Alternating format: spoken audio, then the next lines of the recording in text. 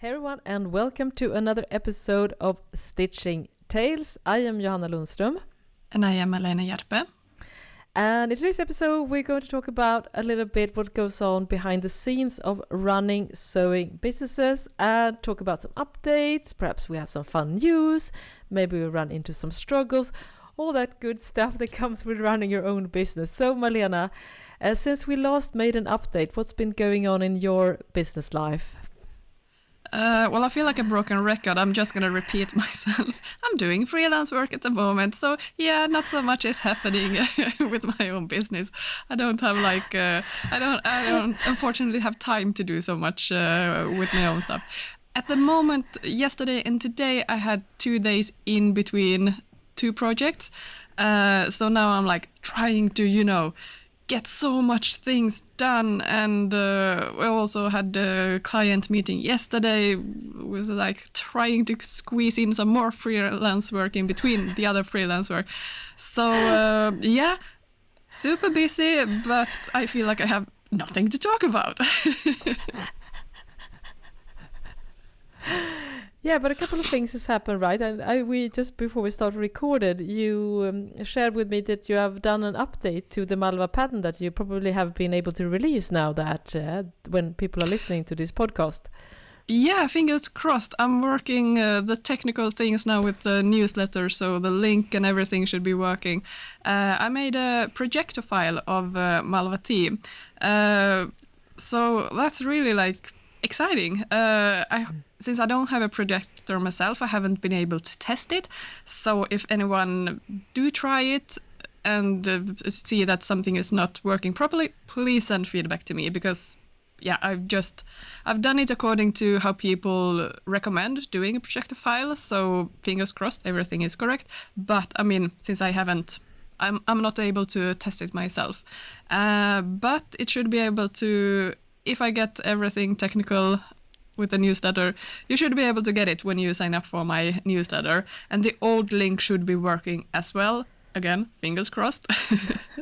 but yeah, so that's at least something. It has been done for like a couple of weeks, but it's just that, getting it uploaded to the correct place so people can download it.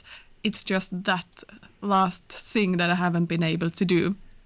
But otherwise, it should be done. Yeah, it's so so fun to hear. At least something. Yeah, and it's a big step forward, because if you're loyal listeners, we did an episode a while back where we discussed the option of projector files, and you, Malena, shared some really interesting statistics about how many people that was part of a Facebook group.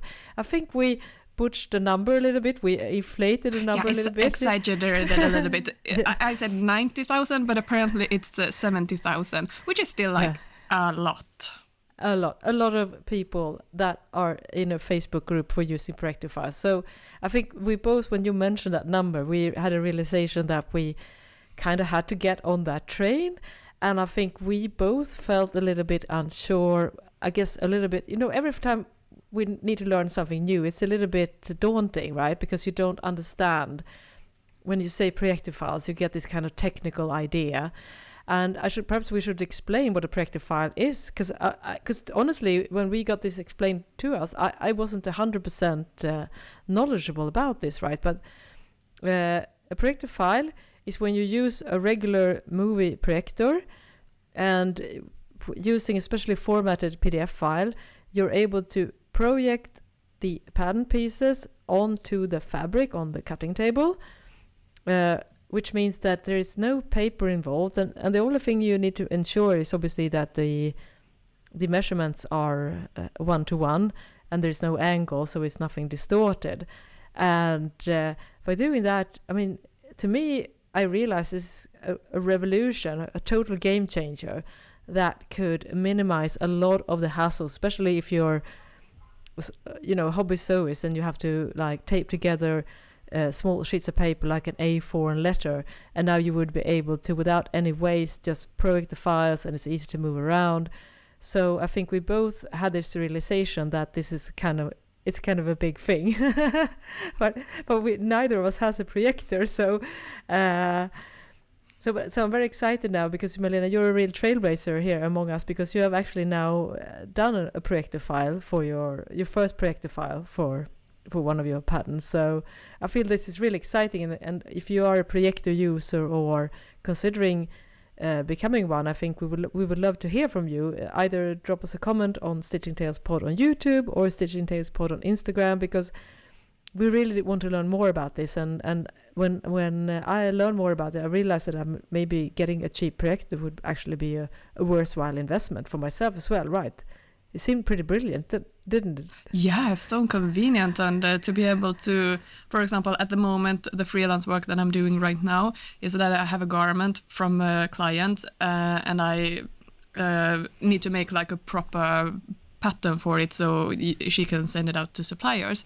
And imagine if having a projector file, then you'd need to measure and retrace to the program.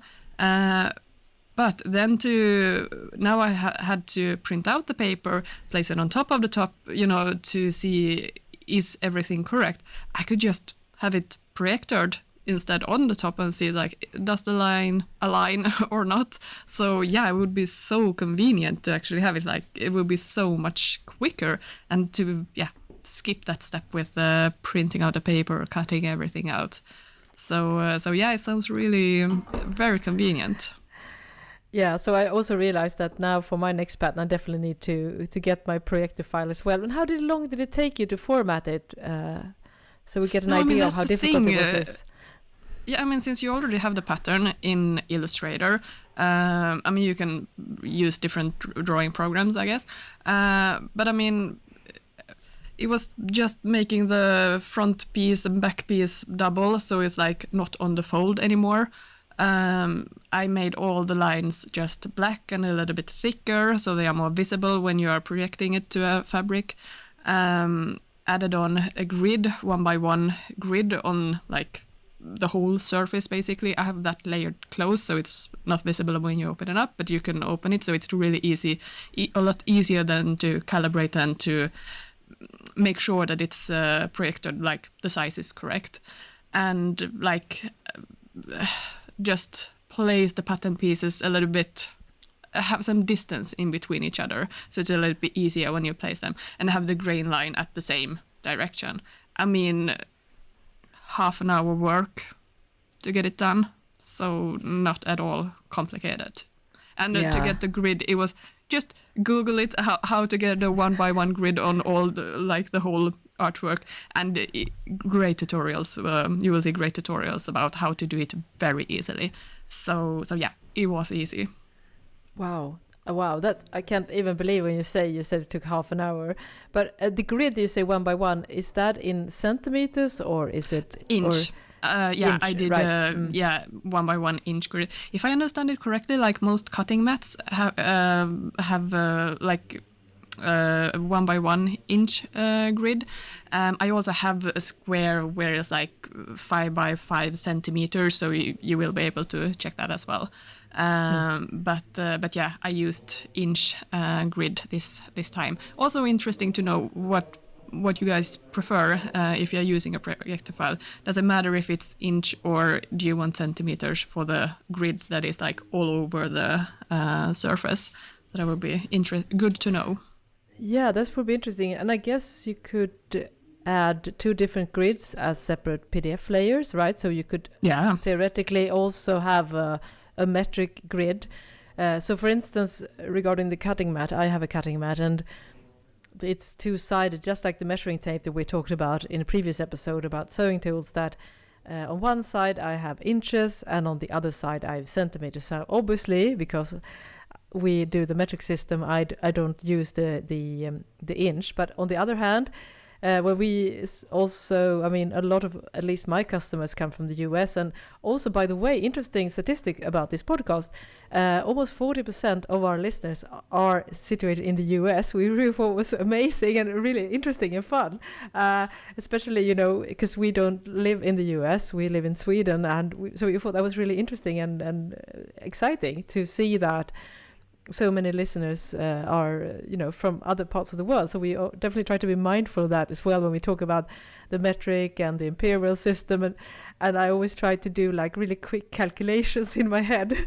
So when we say 1 centimeter, so what that means so I guess it also depends on your market, right? I mean, if the dominating market is wanting to have the imperial system, it makes sense. But I kind of find the idea appealing of having 2 layers grid, so you can switch a metric and an imperial. I think that's a really good idea. I will do that next time. I will do that.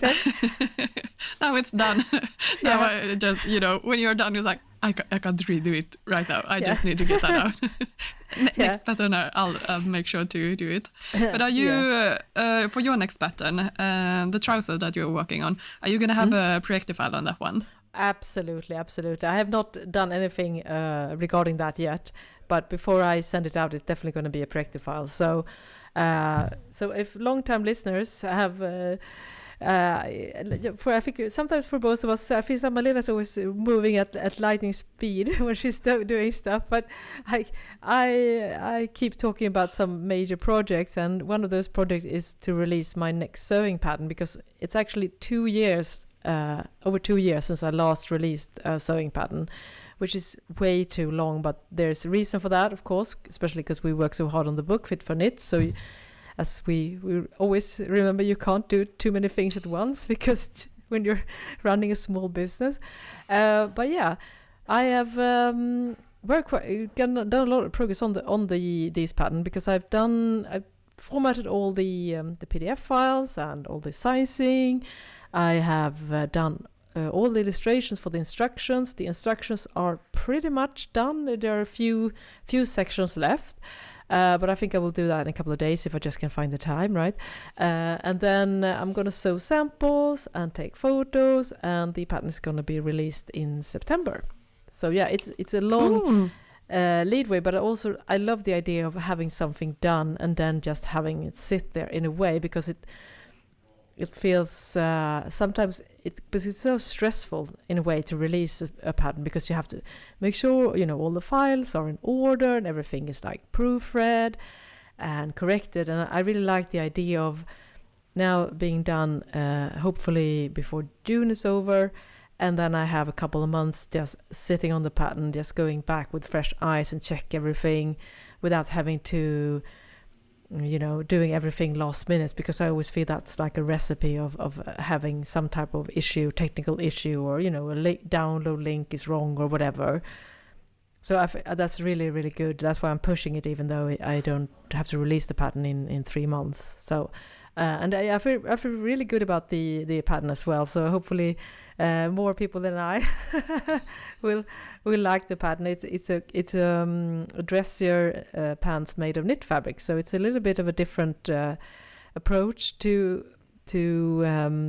trousers, but it's also pretty strong trend right now to make patterns in heavier stretchy knits. It's actually quite common, at least here in Sweden, and I've also seen a couple of like bigger fashion brands doing something similar. So hopefully I will be able to time it reasonably with at least some type of trend. But you never know. It's always, you never know. You can work for months and months on a sewing pattern, and you have no idea if it's going to be a very lukewarm reception or if it's going to be a hit.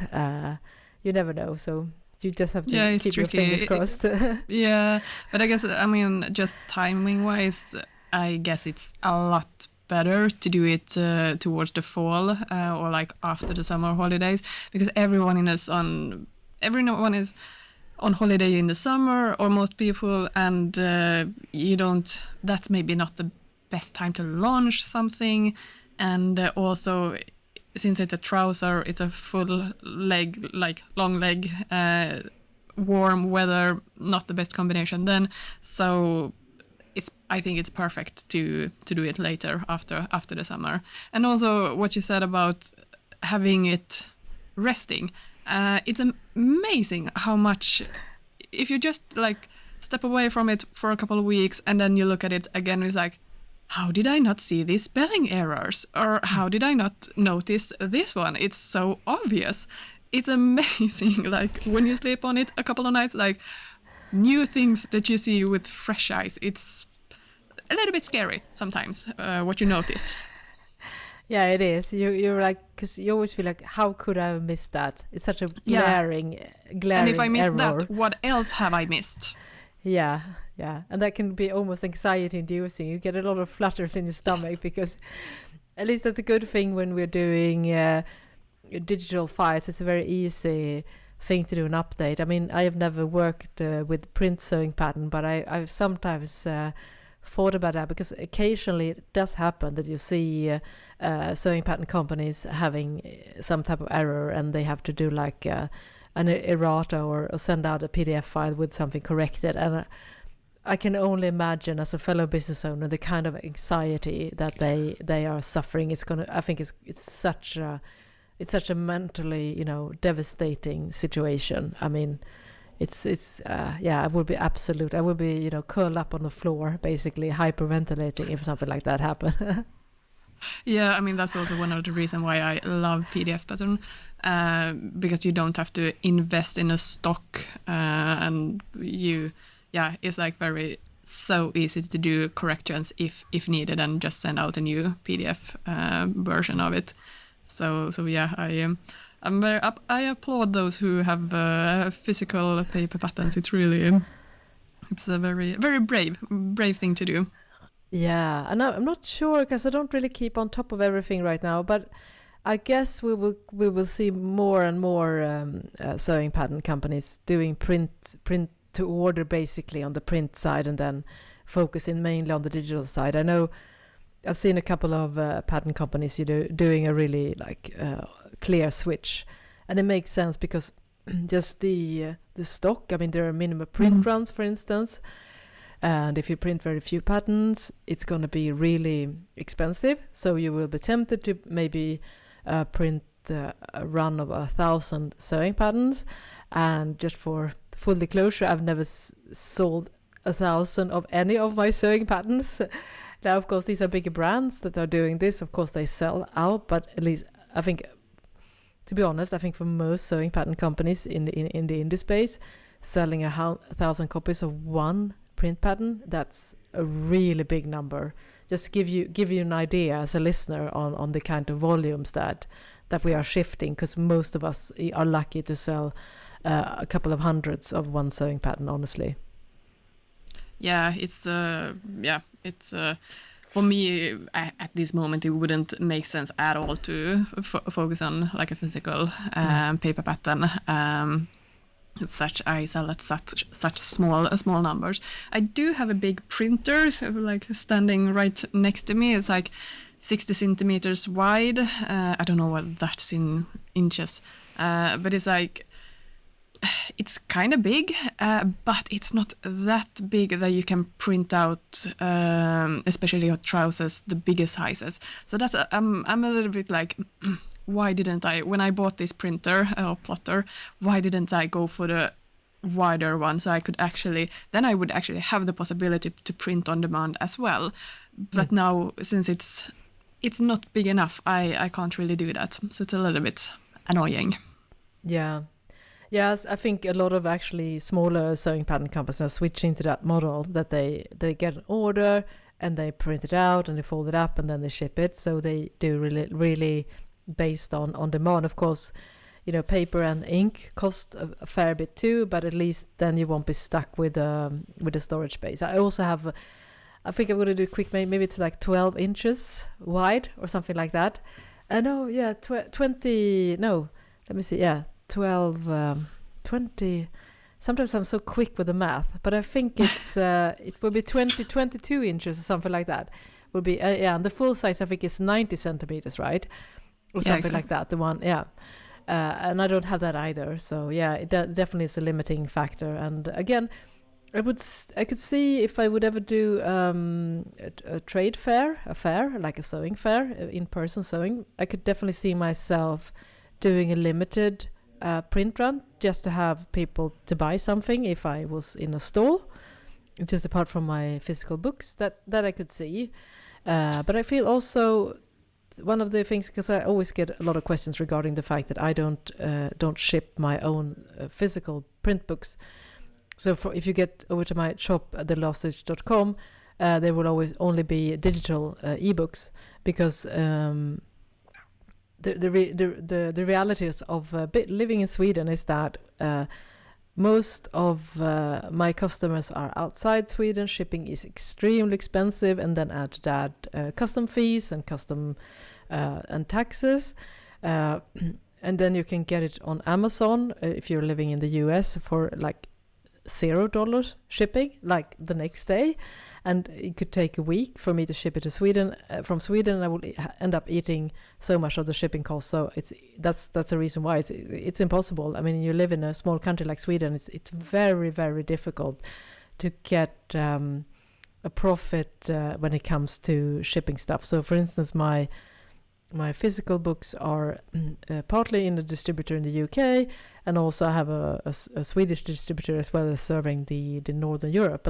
But that Swedish distributor sells like less than 1/10 of all the copies that I sell every month. So it's a massive difference. So that's a little bit behind the scenes, I guess, why it's so hard to offer physical products when you're living in a small country like Sweden with not a huge sewing audience. Yeah, I mean, it's so much more convenient to, how do you say, delegate that task of shipping and sending it. If you would have to do it yourself, I mean, you will also just work part-time with this at the moment, so you're not in your office every single day. And then if you get an order, you can't send it for a couple of days even. So yeah, it would just be one of those logistic stress so nice to not have to deal with, to be honest. Yeah. I think also when you start out, you might feel really ambitious. You want to do everything. So I can totally see why a lot of small indie sewing companies want to deal with physical products. And then when they realize of not just how expensive it is, it also takes up so much working time. And time is money, as we know. If I were to spend an hour going back and front to the post office every day, that would also mean that's the hourly payment as to me as well that you have to add, and all the shipping material and everything. So it's really, really hard to get it. So I don't know the numbers, but we do have a few companies here in Northern Europe that do ship physical sewing patterns and use distributors. So I'm always like, how much? What do you call it? Not revenue, like the markup. I mean, how when you factor in all the things like the printing, the distribution, and the work time. I mean, how much money do you even make on? Even though I guess I understand totally where people can be like, wow, why do a pattern cost like? I guess a print pattern could cost up to $25 if you order it from, say, Sweden. You might think that that's an insane amount of money, but I am unsure if you're making that much money on those $25, to be honest, with the shipping and everything. So it's. Yeah, and I've seen a few companies as well having that service now instead, that they print on demand other brands' pattern, which I think is a great service, because then they can focus on that and have more, since that's their main goal and focus, then they can really like do it more efficient with the logistics and everything. So if you found a PDF pattern, then maybe it's more convenient to ask those companies to print them out for a fee, of course. And also, I mean, most PDF patterns today have copy shop size A0 size pattern, so you can basically go to any print store and have it printed out. So there are workarounds since if you just want to have the digital patterns, that other, fingers crossed, with other services, that the customer still will be happy with the product. That's a very good point. And now, because we mentioned projector files in the beginning of this episode, that will solve all these issues, right? You just have to get a projector. Exactly. It's the future. I've seen a couple of posts though in the Facebook group, like, how do I calibrate my projector? And I was like, ooh, yeah. So I can provide the file. Don't ask me questions about the projector. I have no idea. I'm completely clueless when it comes to those questions. So yeah, sorry. Yeah, I guess that kind of like undermines certain, because at least we know how to like get the printing right when it comes to paper, because that's something we do ourselves. But yeah, if you're watching the video version of this episode, if you can see behind me, I'm doing this recording in my studio, not in my home, and we have really high ceilings and it's quite airy. So, and behind me, I'm just going to move around a little bit here. You might be able to see the cutting board. So I think for me, it would be actually quite easy to set up a projector in the ceiling and have it project over the cutting board. So, and also from my understanding, you don't have to invest a ton of money getting the projector. So I might do that, but then there are always so many other business investments, but I guess could save so much paper. Maybe we could break even eventually. But yeah, I guess also, I think one of the things, just what you said about, configuring, because I know it's going to take so many hours and I'm going to be so frustrated. I'm going to search all over the internet to try to figure out the answers. And that kind of stuff, every time you get something new, right? It's such an unpleasant experience before you figure everything out. So I guess to me, that's probably the thing I'm most scared about. I don't want to go through this with another technical equipment. Yeah, and we know how sensitive printers and plotters are, so it's like, oof. We don't want to...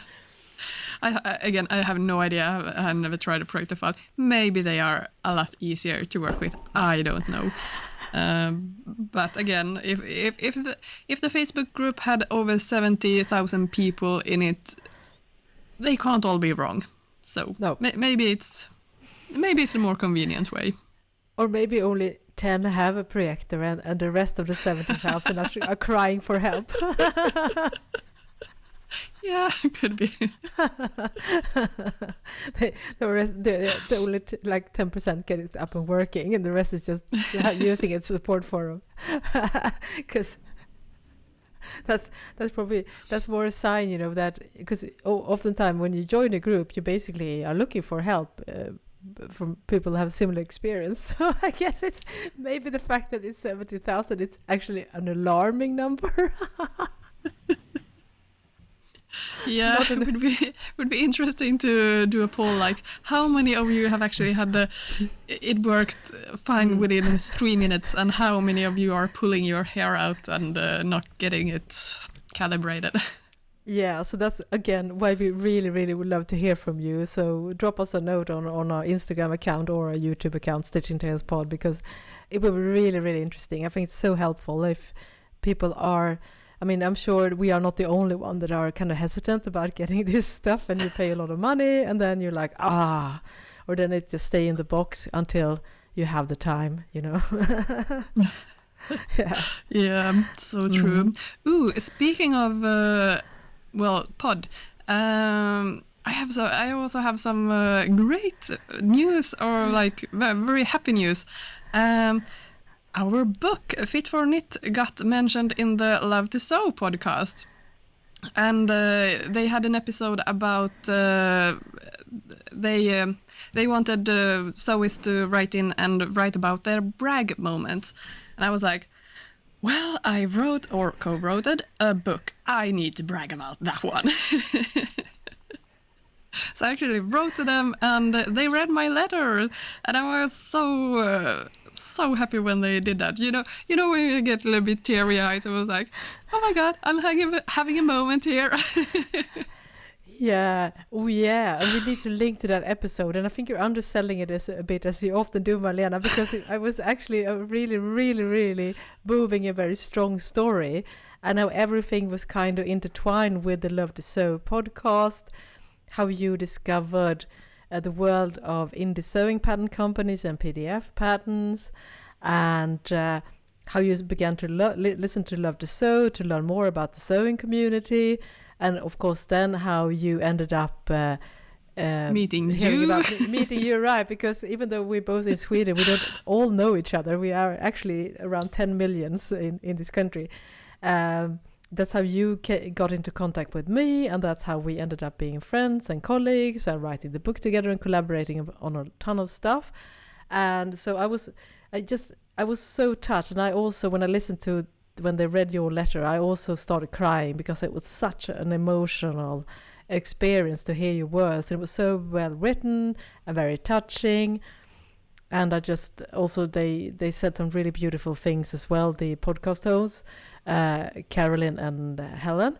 And so I think you should definitely listen to there were also really beautiful stories, but I felt extremely touched by hearing you sharing that your story on their podcast. Yeah, and I mean they are.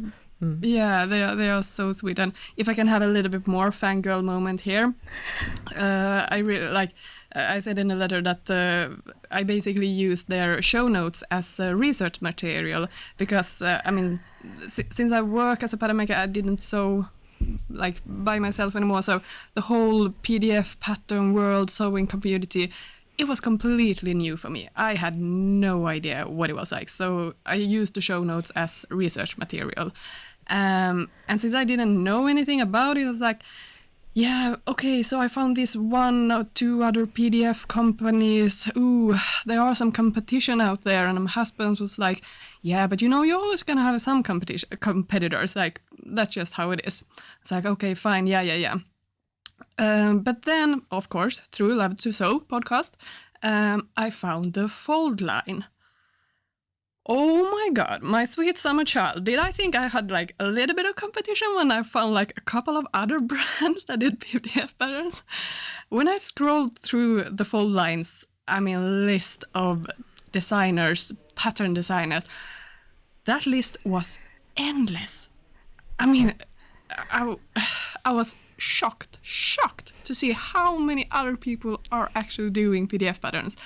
And I was like, okay, what's the point? What's the point in me making more PDF patterns? The market's saturated. It's full. Like, there's not room for anyone else. Like, it's done. I missed the train. It's too late. But then a couple of episodes later in Love to Sew podcast, I don't remember exactly which episode this was or what the topic was or what we were talking about. Again, it's like 5 years ago. But they actually, I think they were talking about how it is to start a sewing business, making PDF patterns. And they were so sweet in that episode. And I was like, yeah, but there's room for everyone and you can do it. And we were like really encouraging. And I was like, they are speaking to me. You know what? I'm going to do it. I'm going to try. So I was this close to actually never even start to make PDF patterns, but because of that episode by them, I did it anyway. So yeah, I'm not exaggerating when I say like I have so much to thank for the Love to Sew podcast. I I really do. Yeah, it would actually, honestly, never gonna dream, but it would be so fun actually to do like a podcast with them at some point, because we have such a different experience in one way, but also very similar experience, especially forging a friendship through sewing, but on different continents. And I find they are such sweet people, and they've done an amazing job with their podcast, and it's no wonder that it's the biggest sewing podcast, because it definitely deserves to be, with all the labor that they put into it and all the quality of the stuff that they put out. So yeah, I would love to do something like that someday. We can, Helen, Caroline, you got our email addresses. Yeah, because it would be so fun to just a conversation about all the kind of stuff that we are talking about here, behind the scenes, and And you know, and do you remember also, which because you were on that podcast, they Yes. interviewed you. Do you remember which episode it was? Otherwise, we will obviously link it in the show notes as well. Yeah, so it was an episode, I think one of the earliest episodes, so I think it wasn't even in, maybe they have done a 20 episode, because I contacted them and basically pitched myself when I was did my first book, Sewing Activewear, and it also had a good, it coincided with Helen releasing a leggings sewing pattern, so we ended up talking a lot about that, and yeah, they were really interesting. It was a wonderful chat and really good interviewers as well. So, and that was many years ago. I think it was maybe 2018, I guess. Because it must have been like 5 years ago, because I started my business about 6 years ago, and yeah, during the first year, I think I started to discover things. Yeah, and it's such an interesting way, because also they do something similar as us also, you know, they don't just talk about sewing, they also share some of the behind the scenes stuff, you know, because they're not just content creators, they also run sewing businesses and all the things that entails as well. So yeah, I'm pretty sure everyone has listened to this podcast have heard about Love to Sew, because it's like the sewing podcast. It's the podcast. Yeah. So I don't think we have to sell it to you listeners, but we definitely gonna link up the episode. Yeah. And speaking of sewing patterns, you know, you bring up a good point there, because I think everyone will go through these times when it comes to sewing pattern, because the market, there are a lot of different companies, and we have also seen, for instance, I know that the Fall line, they kind of curated there, and they how should I say, they you know, they streamlined their offering, because they had so many different sewing pattern companies, so they decided to streamline and maybe not represent and sell as many sewing pattern companies, just to make their business model work. And we've also seen lately, you know, some people taking a break or closing down, and we also saw that I think the biggest French sewing company, now I can't remember. D&O. They actually decided to retire and sell their business to Closet Core Patterns. So there's still a separate pattern collection, but they are now owned, and they decided basically to retire from the industry. And I'm going to make sure to link to that. They did a blog post, or actually a couple of blog posts. One which kind of was a precursor to them closing, which was, you know, the toll of being a small company and trying to navigate everything that goes into running a business with, you know, your own personal struggles and mental health and other type of limitations.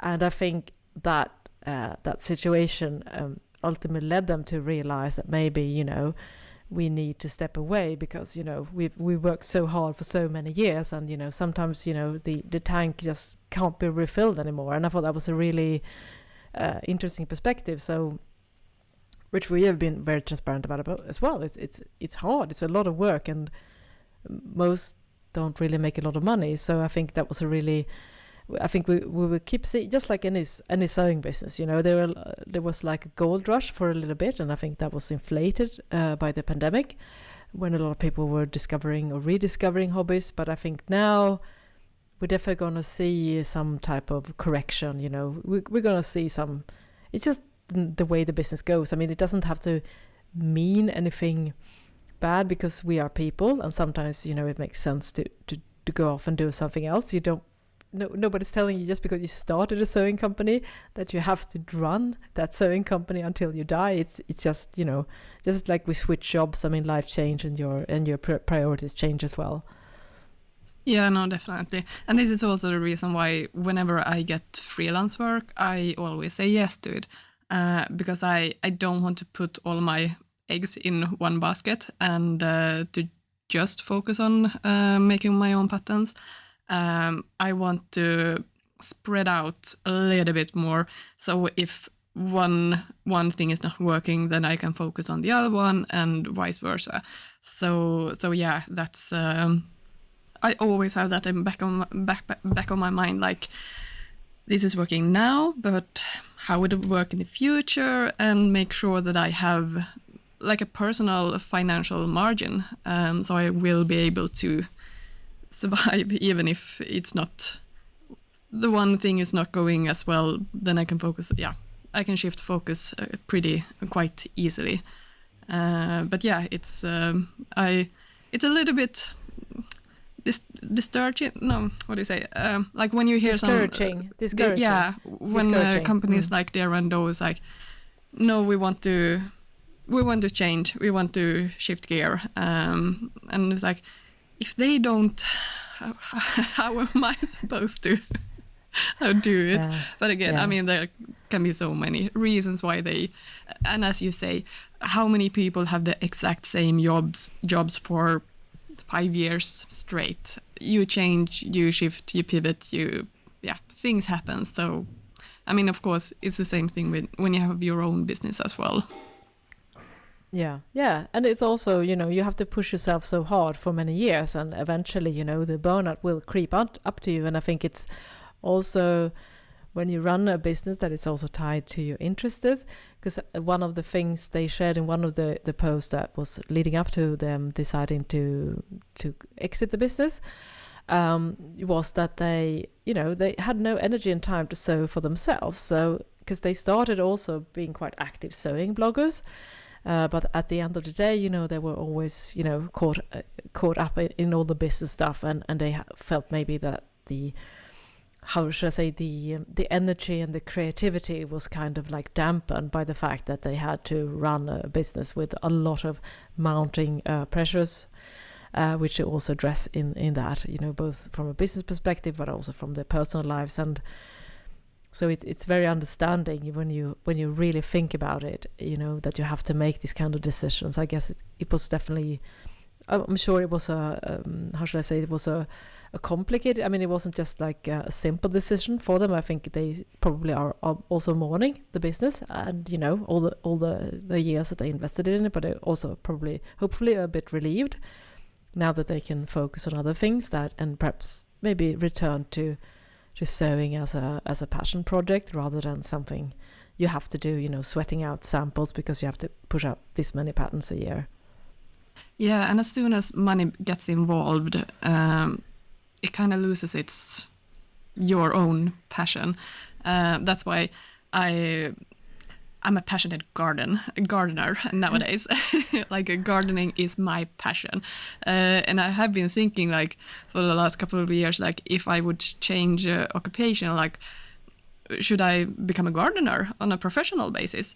Because that's something that I really, really love at the moment. But no, I'm going to keep it as a passion, because I've worked with my hobby, or I do work with my hobby as it is today. And I know the downside it could have as well, that you need to have an income based on that.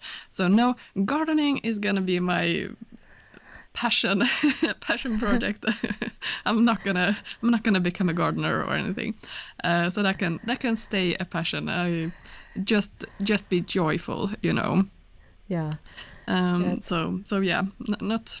I'm gonna stick to this one, this occupation for a while at least. Yeah, that's a very wise thing. I think it could be easy, especially if you are like a driven person with a lot of ideas. You can always think, especially today now with social media, and you can basically, you get this idea you can do content about everything. I mean, that's a big switch. I mean, I guess we've all said to other people, and people have said to us, oh, you should start an Instagram account about this or that. If you're into baking, you should start an Instagram account about this and that. But of course, every time you do that, or you're doing gardening, or you have a balcony that you grow stuff on, I think we're so coded these days to think that everything should become content, but that's also a killer of joy when it becomes a work. So I think you have done a really wise.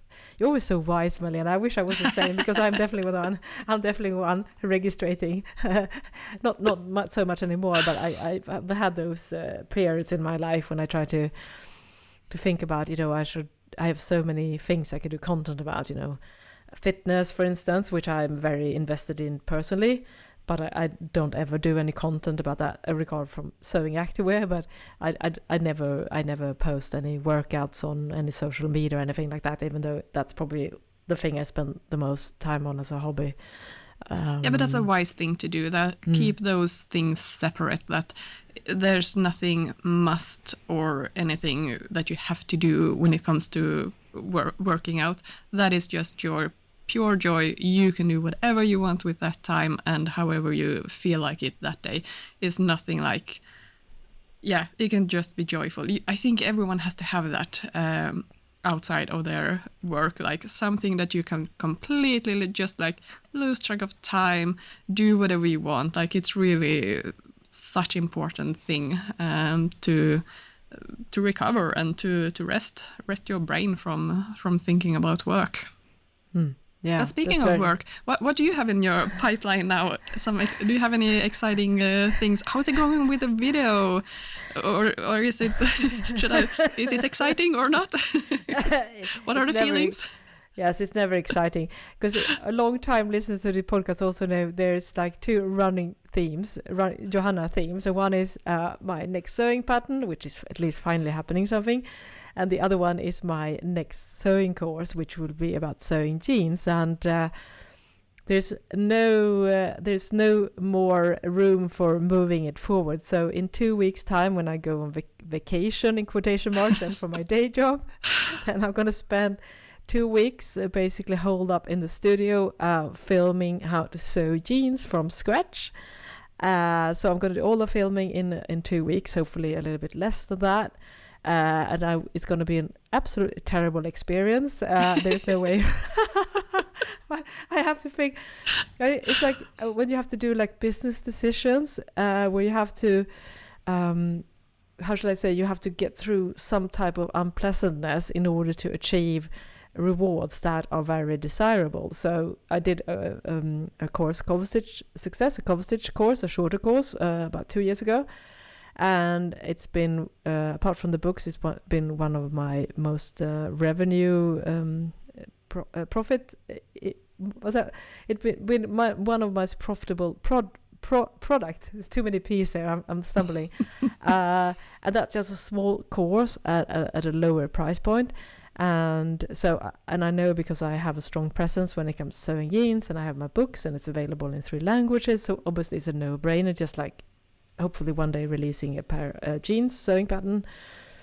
It's just something I have to do. If I want to get my business forward, I need to do this. And I think, but that's just basically what everything is a problem for me in that sense, that I still am financially in a situation where I have to do pretty much everything myself with just a little bit help here and there, which means that it just becomes so exhausting. And so that's one of the struggles. But I know that because I managed to the other course, I managed to film it and I managed to edit it and I uploaded it to a course platform.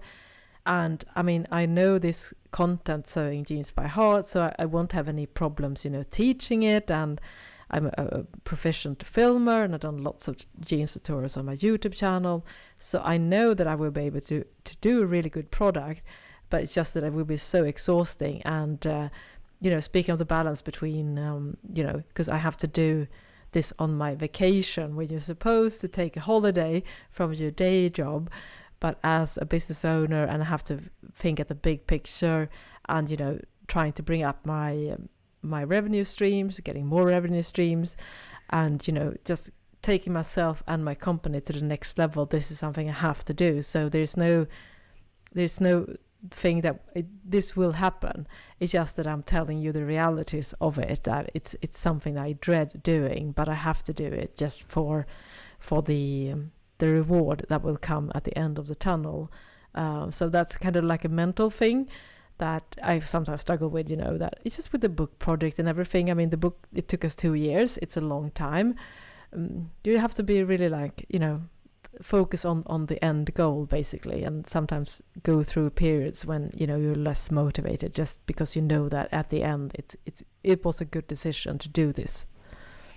Yeah, and since you have done it already, like you have done every single step from start to finish, you know what you are doing. I think it will go a lot better than you anticipate. I think it will run more smoother, just because you have the bar of like so high now of like, oh, this is gonna be so much work. But you know everything. It's just doing it now. You know all the steps. Like I have so much faith in that. That is gonna it's gonna run quite smoothly at the end of the day. Like yes, it's gonna be exhausting those days, but then you can also like don't push yourself to work at 10 o'clock in the evening. Like go home at a decent hour. Maybe it will take a couple of extra days. Fine, that's no problem. Rather that than you get so exhausted from these 2 weeks, and then you will have 1 year until you start editing those films. You know why I'm saying that? Yes. Well, it says that for a reason, because as I mentioned previously, when I did my cover stitch course, I filmed it, and about 12 months later I edited it and released the course. So that's and that wasn't helpful, sitting on it for a year. That was not helpful. No, but then you forget everything, like you know what, like it's do it in a good pace and it will be done quicker, I would say. And maybe have like chocolate and a little bit of glass of champagne spread out in your office, so you can, like have a little treat whenever you have done something, like finished some filming. Just a hint. Yeah, thank you. Go get your nail dance before you start filming, so you can pamper yourself a little bit. Yeah, I think I love that you're so encouraging. I think that's exactly what I need now. Speaking of nails, that's what I'm going to do, because just like I did with my cover stitch course, because you have to have continuity, right? So I'm going to get my nails done in navy and with this gel stuff that, will stay on for several weeks, not just the stuff you do at home. So yeah, I'm definitely going to get a professional manicure. Can't you do like a small arrow or something on your index finger so you can like point things? You're going to be clever about this now. Yeah, I'm going to see what the nail technician can sort out for me. That's a great idea. But yeah, it means so much, and I just hope you're right. And I think what you say sounds very encouraging, and I hope and think you're right. It's also that's with a lot of stuff that I kind of built up this like, oh, it's going to be so hard, and then of course it is never that hard, because once you get going, things will move forward. Once you get in that flow, it's like that flow, then that's when the magic happens. Yeah, so we will keep you updated if Johanna is absent without leave, or was that abbreviation you have in English. Then if Malena's hosting the podcast herself for a couple of weeks, then maybe you should worry, but hopefully I will be able to get back on track after that experience. But yeah. Well, I think, have we addressed a lot of stuff? We covered a lot of topics as always, but hopefully as you as a listener got an idea at least on the stuff that's going on, and we will of course, as I mentioned previously, link to all the stuff that we mentioned, because I think it's a lot of really interesting content, and again, we would love to hear your experience about using Projector for cutting fabrics, which we are possibly, maybe someday also doing ourselves. Who knows? Stay tuned. Fingers crossed. Yeah. So thank you so much for listening. I am Johanna Lundström. And I am Malena Hjerpe. Bye bye. Bye bye.